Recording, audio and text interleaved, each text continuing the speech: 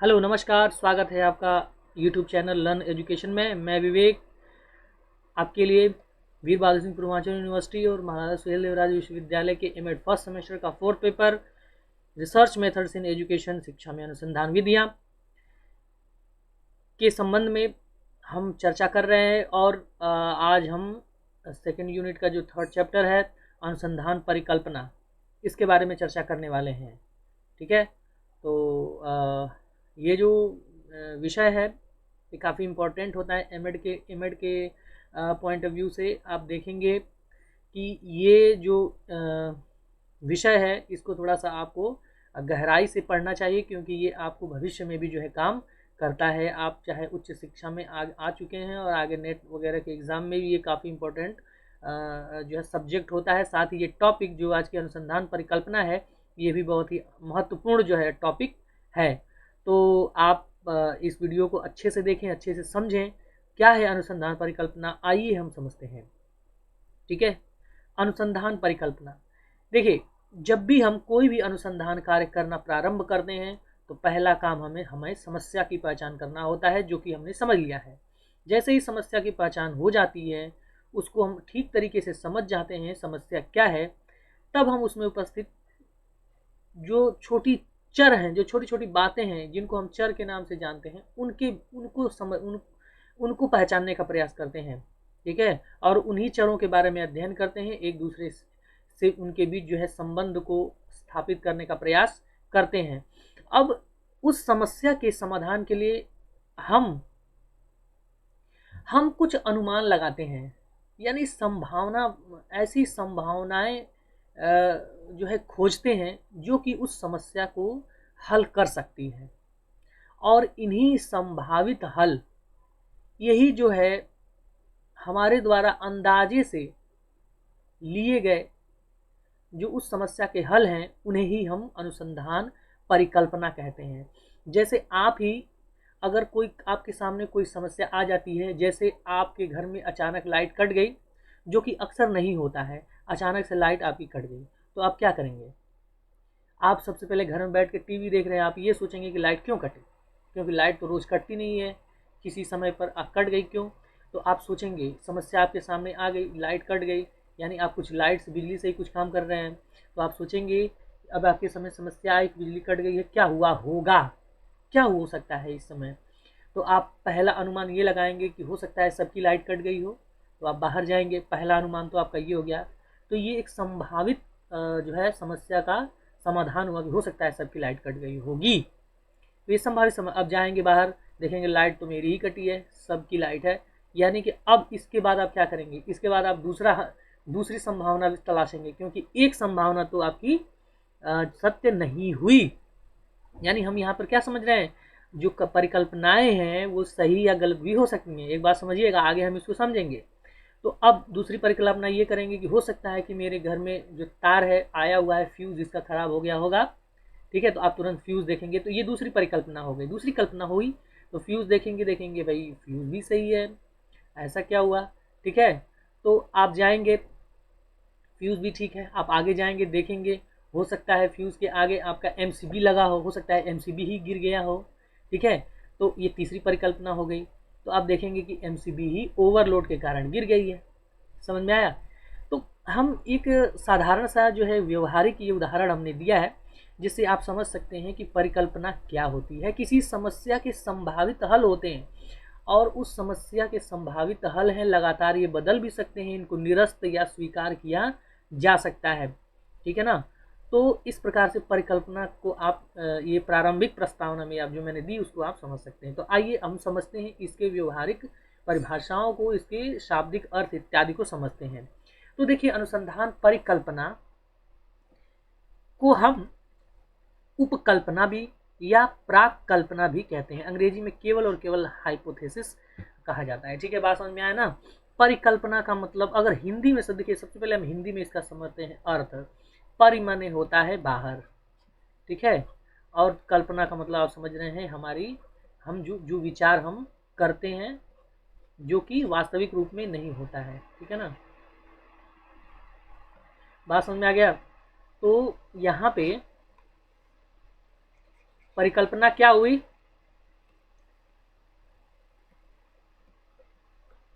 देखिए परिकल्पना, परि माने होता है बाहर बाहर, और कल्पना माने हमारे सोचे गए विचार जो है वो कल्पना है।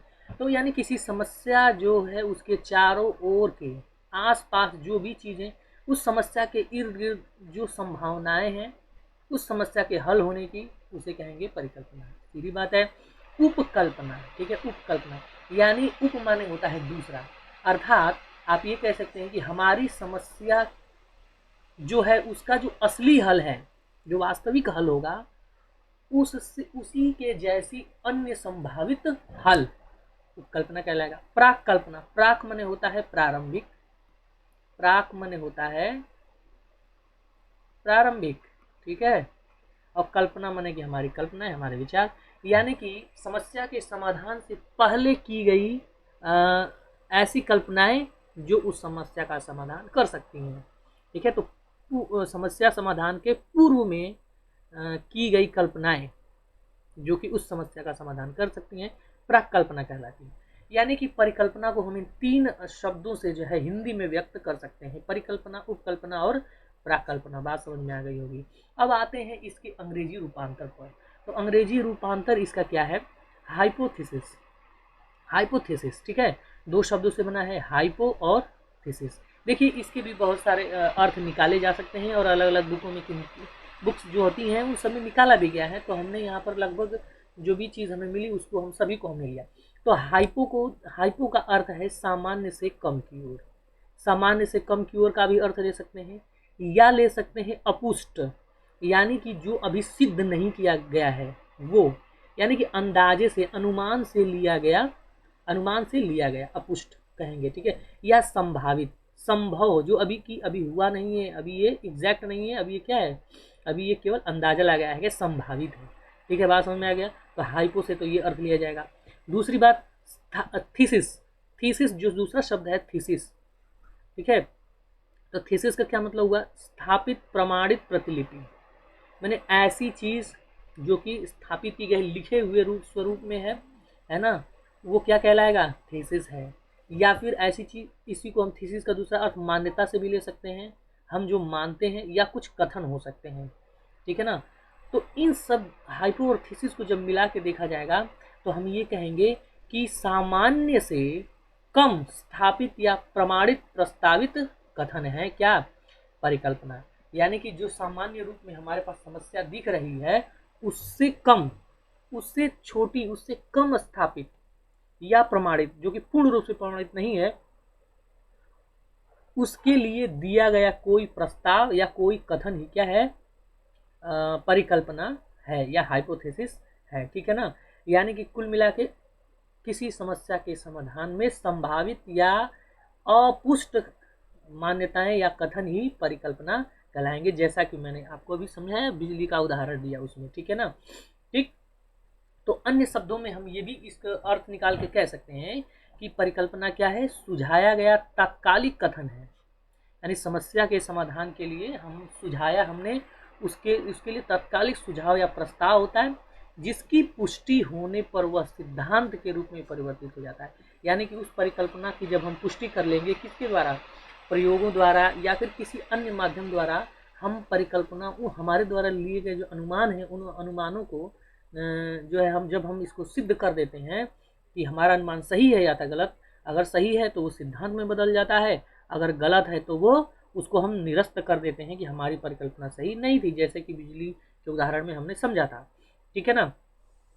तो कहने का मतलब हम यहाँ पर ये देख रहे हैं कि कोई भी जब शोध किया जा रहा है, तो जब भी कोई हम वैज्ञानिक शोध करते हैं तो उस समय हमारे पास समस्याओं के समाधान के रूप में हम कुछ अंदाजे से या अपने अनुमान से कुछ संभावित हल लेते हैं, और उन संभावित हलों को हम उनका परीक्षण करते हैं, ठीक है ना। हम उनकी पुष्टि के लिए कुछ ऐसे कार्य करते हैं जिससे ये सिद्ध करें कि हमारी हमने जो सोचा था, जो अनुमान लिया था, वो सही है अथवा गलत, ठीक है। बात समझ में आ गया। अगर तो सही है तब तो वो सिद्धांत बनेगा, अगर सही नहीं है तो सिद्धांत नहीं बनेगा। तो हम ये कह रहे हैं कि ये समस्या वैज्ञानिक विधि में समस्या के समाधान का एक बड़ा ही महत्वपूर्ण चरण है, और ये समस्या समाधान का जो है वो तीसरा चरण यहाँ पर हो जाता है। ठीक है ना। चलिए अब आगे बढ़ते हैं। और हम जानते हैं कि अनुसंधान कार्य जो होता है काफ़ी एक बड़ा ही जटिल और धैर्य वाला काम है, जिसमें हम समस्याओं का समाधान करते हैं अपनी बुद्धि, तार्किक क्षमता, चिंतन और मनन के आधार पर। समझ में आ रहा है ना। तो इसमें हमारे पास समस्या ऐसी है और उसके समाधान तो बहुत सारे हमारे चारों ओर हैं। ठीक है। तो उसमें हम अगर संभावित हलों को खोज लेते हैं तो हम केवल उन्हीं संभावनाओं पर ही काम करेंगे ना, हम अन्य चीज़ों पर नहीं जाएंगे। जब अन्य चीज़ों पर नहीं जाएंगे तो हमारा क्षेत्र जो है वो क्या हो जाएगा, सीमित हो जाएगा। यानी हम सीमित क्षेत्र पर हम केवल उन्हीं क्षेत्रों पर काम करेंगे जो हमारी समस्या से संबंधित हैं, हम अन्य चीज़ों पर हमारा ध्यान नहीं जाएगा। ठीक है ना। तो ये भी एक फ़ायदा इससे हो रहा है। तो एक तरह से आप ये कह सकते हैं कि जो परिकल्पनाएं होती हैं वो इस तरह की होती हैं जैसे कि आप अंधेरे में आप जो है ध्रुव तारा को देख के रास्ता, रात के अंधेरा है, जंगल है, आप ध्रुव तारा को देख के रास्ता पता लगा रहे हैं। यानी कहने का मतलब क्या है कि आप परिकल्पनाओं के माध्यम से किसी बड़ी समस्या के समाधान को के लिए एक बहुत ही सहारे के रूप में इसको प्रयोग कर सकते हैं, की जाती है। ठीक है। और ये एक अनुसंधान की वैज्ञानिक विधि के लिए एक बहुत महत्वपूर्ण ही तरीका होता है। ठीक है ना। तो इतनी बातें समझ में आई होगी, आशा है आपको। अब हम इस स्पष्टीकरण के लिए कुछ वैज्ञानिकों द्वारा दी गई, कुछ विद्वानों द्वारा दी गई परिभाषाओं को हम यहाँ पर देखते हैं, जो कि हमें परिकल्पना की प्रकृति, उसकी विशेषताएं, महत्व इत्यादि को समझने के लिए बड़ी ही महत्वपूर्ण सिद्ध होने वाली हैं। ठीक है ना। तो आइए हम देखते हैं कुछ परिभाषाएं हैं। परिभाषाएं इसकी तो बहुत सारी हैं, लेकिन उसमें से कुछ परिभाषाओं को हमने यहाँ पर लिया है, जो कि अगर देखिए कोई भी कॉन्सेप्ट है उससे संबंधित हम अन्य विद्वानों की परिभाषाओं को हम जब देखते हैं तो उसके सारे कॉन्सेप्ट को समझ जाते हैं। तो आप किसी भी कॉन्सेप्ट को पढ़िए, उससे संबंधित दी गई विद्वानों की जो परिभाषाएं हैं उनको जरूर पढ़ना चाहिए, खास तौर से जब भी हम कोई अपना एकेडमिक, यानी कि हम किसी बीए, एमए, बीएड इत्यादि, एमएड का जब एग्ज़ाम देते हैं लिखित परीक्षा वाला, तो उसमें हमें ये चीज़ें जरूर ध्यान देने की होती हैं। तो आइए हम समझते हैं कि अनुसंधान परिकल्पना के परिभाषाओं को अन्य विद्वानों ने क्या दिया है। तो जॉन सी टाउनसेंड नामक एक विद्वान है जिन्होंने कहा है कि परिकल्पना, देखिए काफ़ी स्पष्ट परिभाषा देते हैं और बहुत ही छोटी, काफ़ी इंपॉर्टेंट, लेकिन बहुत ही सारगर्भित है। ये कहते हैं कि अध्ययन की जा रही समस्या का प्रस्तावित उत्तर होता है। समझ में आ गया ना। यानी जिस समस्या का हम अध्ययन कर रहे हैं उसका ये एक प्रस्तावित उत्तर है। ठीक है ना, प्रपोज्ड आंसर है। समझ में आया ना। हमने उसको प्रस्तावित किया है, और प्रस्ताव का मतलब कोई जरूरी नहीं कि हमारा प्रस्ताव सही ही हो या स्वीकार ही कर लिया जाए या अस्वीकार हो जाए। ठीक है ना, ये केवल प्रस्ताव है एक। पहली बात समझ में आ गई ना। अब आगे देखते हैं। गुड एंड स्केट कहते हैं कि परिकल्पना एक सुविचारित अनुमान है।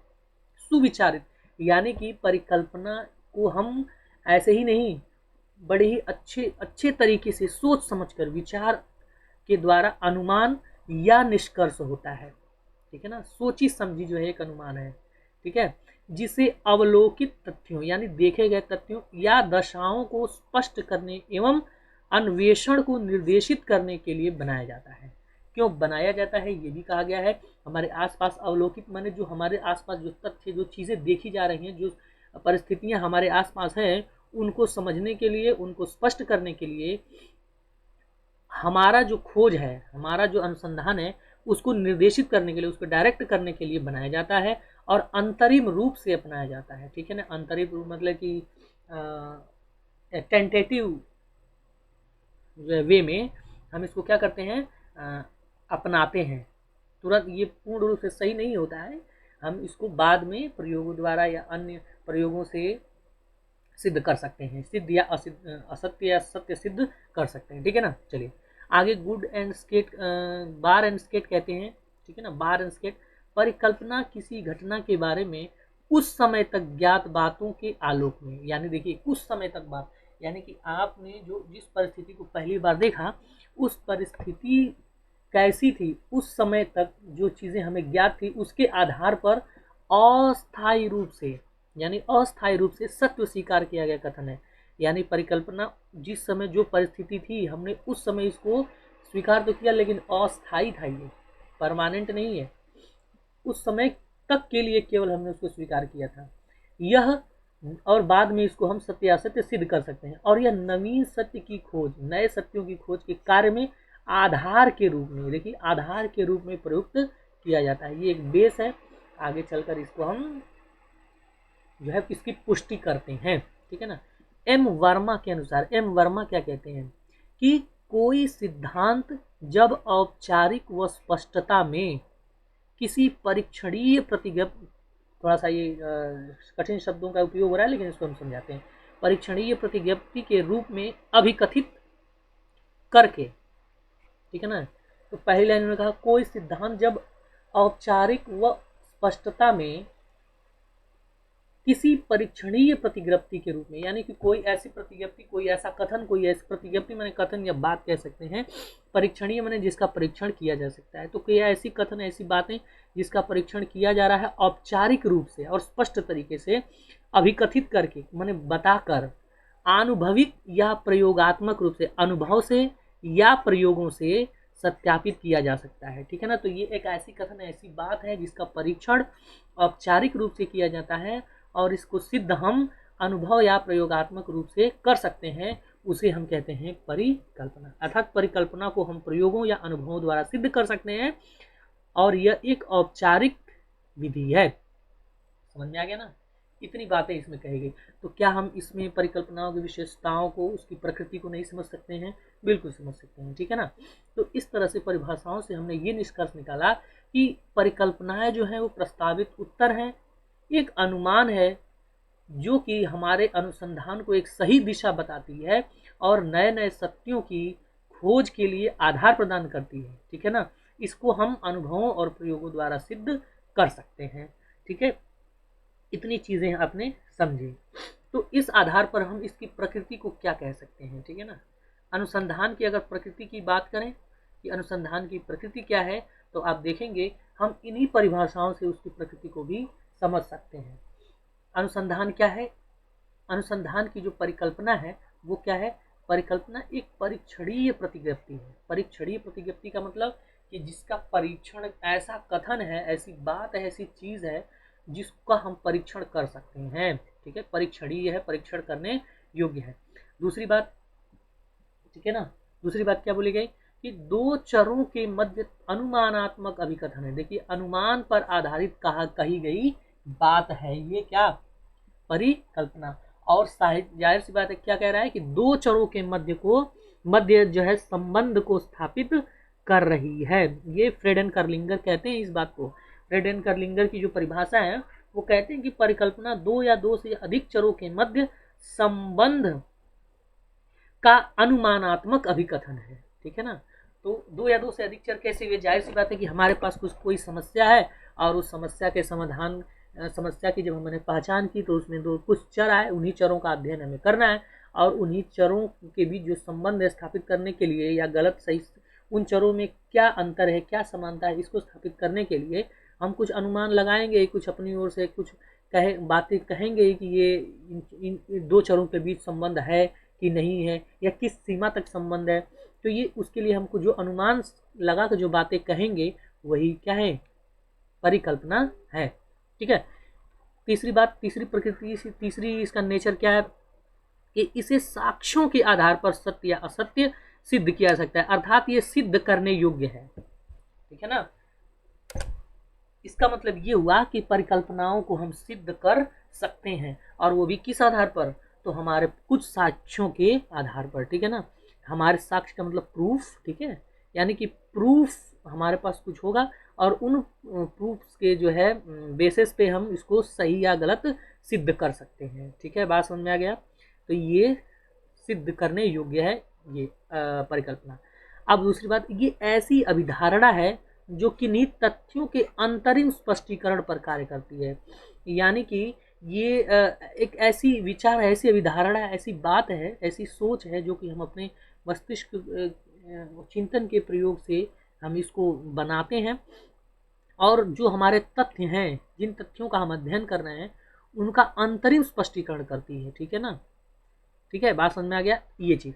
उसके बाद आगे बोला गया किसी समस्या का एक प्रस्तावित उत्तर है। ठीक है ना, प्रस्तावित उत्तर टाउनसेंड ने बोला ही था। ठीक है ना, कि ये क्या है, जो है परिकल्पना क्या है, ये एक किसी समस्या का एक प्रस्तावित उत्तर, प्रस्ताव दिया गया है ये। ठीक है ना, यह परिवर्तनशील और लचीली है। अर्थात हमने देखा था कि ये क्या है, जो भी परिकल्पनाएं हम बनाते हैं वो परमानेंट तो होती नहीं है, उसको बदला जा सकता है या उसको स्वीकार या अस्वीकार किया जा सकता है, साथ ही साथ आवश्यकता अनुसार उसमें बदलाव भी किया जा सकता है। तो इसलिए परिवर्तनशील और लचीली है। तीसरी बात कही, ये अगली बात बोली गई कि भविष्योन्मुखी है, मतलब भविष्य की ओर, अब जो है फ्यूचर में जो है आगे की ओर की बातों को ये समझता है, देखता है कि भविष्य में क्या होगा, यानी कि भविष्य में इसकी पुष्टि की जा सकती है। समझ में आया ना, तो ये हुआ हमारा परिकल्पना की प्रकृति। बात समझ में आ गया होगा बातें। ठीक है ना, काफ़ी इंपॉर्टेंट बातें हैं, आपको ये इसको समझने की ज़रूरत है। ठीक है, तो एक बात अब ये भी समझ लीजिए कि जो परिकल्पनाएं हैं वो किस आधार पर बनती हैं, जैसा कि मैंने बताया, अनुसंधान के चरों के बीच, यानी अनुसंधान समस्या जो होती है उसके संभावित हलों के बारे में जो है ये बातें बताती है। अच्छा, एक उदाहरण के अगर समझें तो आपके पास अगर मान लीजिए कोई अनुसंधान से समस्या है, आप ये सोचेंगे अनुसंधान समस्या आपके पास ये है कि क्या विभिन्न माध्यमों से ज्ञानार्जन करने में अंतर होता है, यानी कि हमारे दिमाग में ये बात आई कि क्या हम अलग अलग माध्यम से, जैसे कि जो है अध्ययन करेंगे, जैसे ऑनलाइन अध्ययन करें चाहे क्लासरूम में अध्ययन करें, अलग अलग तरीके से, या डिस्टेंस लर्निंग करें। ठीक है, तो इन सब माध्यमों से ज्ञान को अर्जित करने में क्या कोई अंतर होता है, अगर ये आप जानना चाहेंगे तो इससे संबंधित आप परिकल्पना, एक सोच, एक आधार क्या बना सकते हैं कि जैसे हिंदी और अंग्रेजी माध्यम के स्नातक के छात्रों की वैज्ञानिक संप्राप्ति में जो है अंतर नहीं होता है। आप ये मान के चलेंगे, जब नहीं होता है मान के चलेंगे तो आप ये समझेंगे, फिर इसका परीक्षण करेंगे अंतर होता है कि नहीं होता है। ठीक है, नहीं होता है कब, अगर परीक्षण करेंगे हो सकता है सही भी हो या सही नहीं भी हो। ठीक है ना, बात समझ में आ गया। एक अनुसंधान समस्या आप ये भी ले सकते हैं कि क्या बालक और बालिकाओं या फिर किशोर और किशोरियों की रुचियों में अंतर होता है, ये आपके पास एक समस्या है। तो आप क्या करेंगे, अब इसके संबंध में परिकल्पना जब बनाएंगे तो आप एक क्षेत्र को निर्धारित करेंगे, एक सीमित क्षेत्र को, एक प्रॉपर तरीके से सोचकर। अब कह रहे हैं किस किशोरी, कौन से किशोरी, किस आयु की किशोरियाँ, किस आयु के बालक किशोर, ठीक है ना, किस क्षेत्र के, जाहिर सी बात है क्षेत्र पर भी निर्भर करता है। तो हम बिल्कुल सोच समझ के परिकल्पना ये बनाएंगे, हम ये कहेंगे कि मान लीजिए कि हाँ, पूर्वांचल के किशोर तथा किशोरियों की व्यावसायिक रुचियों में अंतर। अब रुचियाँ कौन सी, अब उसमें भी रुचि को हमें सेलेक्ट करना पड़ेगा ना कि कौन सी रुचि। तो यहाँ पर मान लेते हैं कि व्यावसायिक रुचि, और किस क्षेत्र के, क्योंकि हर क्षेत्र के बालकों की रुचियाँ अलग अलग हो सकती हैं, तो किस क्षेत्र के, तो हमने पूर्वांचल का ले लिया। अब उसके बाद किशोर और किशोरी व्यावसायिक रुचियों में अंतर है, ये हमने एक परिकल्पना बना ली। अब इसका परीक्षण करेंगे। तो कहने का मतलब क्या है कि परिकल्पनाएं बिल्कुल जो है एकदम स्पष्ट होती हैं, सोच समझकर बनाई गई होती हैं। ठीक है ना, चलिए, तो इतनी सारी बातें समझे। अब आगे बढ़ते हैं और समझते हैं कि परिकल्पनाओं की विशेषताएं, महत्व क्या होते हैं, इसकी ज़रूरत क्या है, आवश्यकता क्या है। तो इतने सारे स्पष्टीकरण में आपने उसकी प्रकृति भी समझ ली, उसकी विशेषता भी समझ ली, है ना। कुछ आवश्यकता और महत्व भी इन्हीं से मिलता जुलता होता है। ठीक है, तो आइए कुछ इस पर नज़र हम डाल लेते हैं कि क्या होता है। तो आवश्यकता और महत्व की अगर बात करें तो हम ये समझेंगे कि परिकल्पना अनुसंधान को प्रारंभ बिंदु देती है। बिल्कुल सही बात है, हम अनुसंधान को शुरू करते हैं, यानी अनुसंधान में जो समस्या है उसको हल करना जब प्रारंभ करते हैं तो कहाँ से करते हैं, इन्हीं परिकल्पनाओं से करते हैं। हम सोचते हैं कि ये जो हमने चीज़ें, जो परिकल्पना बनाई है, क्या वो सही है कि नहीं, यही तो प्रारंभ बिंदु हमें देता है। दूसरी बात, दिशा निर्देश देती है। अनुसंधान कार्य को क्या देती है, ये दिशा, डायरेक्शन देती है। ठीक है, समझ में आया ना। यानी कि जब हम एक परिकल्पना बना लेते हैं तो उसी परिकल्पना को सही या गलत सिद्ध करने का प्रयास करते हैं, यानी हमारे पास एक डायरेक्शन, एक दिशा होती है कि हमें काम किधर करना है। ठीक है ना। तीसरी बात बोली गई कि अनुसंधान कार्य के क्षेत्र को सीमित और व्यवहारिक बनाती है, ठीक है ना। यानी हमारे पास समस्या एक है तो हमारे पास उसके तो बहुत सारे हल होंगे, बहुत सारी चीज़ों पर हमारा दिमाग जाएगा, लेकिन जब हम एक सही परिकल्पना को बनाएंगे तो हमारा बहुत बड़ा जो संभावित क्षेत्र है वो छोटा हो जाएगा और साथ ही साथ व्यवहारिक भी हो जाएगा, ठीक है, प्रैक्टिकेबल हो जाएगा। उसके बाद अनुसंधान कार्य को विशिष्ट और केंद्रित बनाती है, किसी एक चीज़ पर केंद्रित, जैसा कि सीमित और व्यवहारिक की बात की जाए तो ये एक फोकस्ड बनाती है कि फोकस करती है एक ही समस्या के समाधान को प्राप्त करने के लिए। सार्थक और औचित्यपूर्ण बनाती है, जस्टिफाइड बनाती है, यानी कि अनुसंधान कार्य को ये क्या बनाती है, जो है सार्थक और औचित्यपूर्ण बनाती है, ठीक है। अनुसंधान कार्य के प्रारूप के निर्धारण में उपयोगी होती है, ठीक है ना। प्रारूप के निर्धारण में कैसे, जब हम ये जान जाएंगे कि हमारी परिकल्पना हमने क्या बनाई है तो उसी हमारी परिकल्पना को सही या गलत सिद्ध करने के लिए कोई काम करेंगे तो हमारा जो प्रारूप होगा, मतलब जो डिज़ाइन हम रिसर्च के लिए बना रहे हैं वो उसी परिकल्पना को सही करने या गलत करने के लिए उपयोगी होगा। तो जाहिर सी बात है कि उसका प्रारूप भी इन्हीं पर निर्भर करता है, डिज़ाइन जो है इन्हीं परिकल्पनाओं पर निर्भर करता है, ठीक है ना।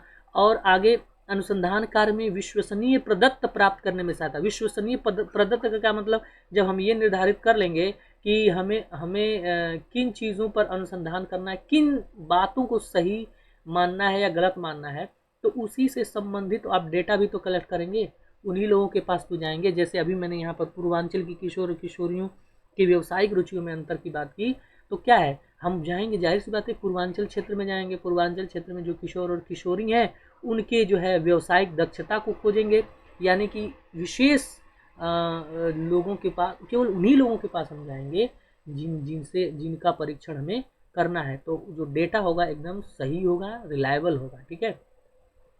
अनुसंधान कार्य को मितव्ययी बनाता है। जाहिर सी बात है जब हम सीमित क्षेत्र में जाएंगे, हम केवल उन्हीं क्षेत्र पर जाएंगे तो ये पैसे के साथ साथ मितव्ययी तो होगा, साथ ही साथ समय की भी बचत करेगा, तो ये हम कहेंगे इकोनॉमिक है, मितव्ययी है। परिकल्पना पूर्व कथन को प्रस्तुत करने में सहायता करते हैं, यानी कि परिकल्पना, जाहिर सी बात है कि हम समस्या के संभावित पूर्व कथन ही कर रहे हैं, ठीक है ना। तथ्य स्थापना में सहायक होती है, यानी कि जब हम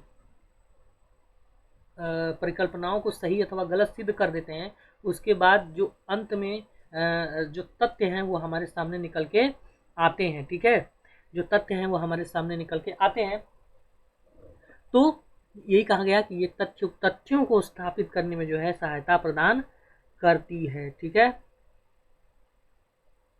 बात समझ में आ गया होगा। उसके बाद सिद्धांत निरूपण में सहायक, यानी कि तथ्यों के बाद हम सिद्धांतों का निर्माण करते हैं और सिद्धांतों के निर्माण में ये परिकल्पनाएं, क्योंकि परिकल्पनाएं जब पूरी तरह सत्य सिद्ध हो जाती हैं तो वो अंत में सिद्धांत ही बनती हैं, तो इसलिए ये सिद्धांतों के निरूपण में जो है सहायक होती है।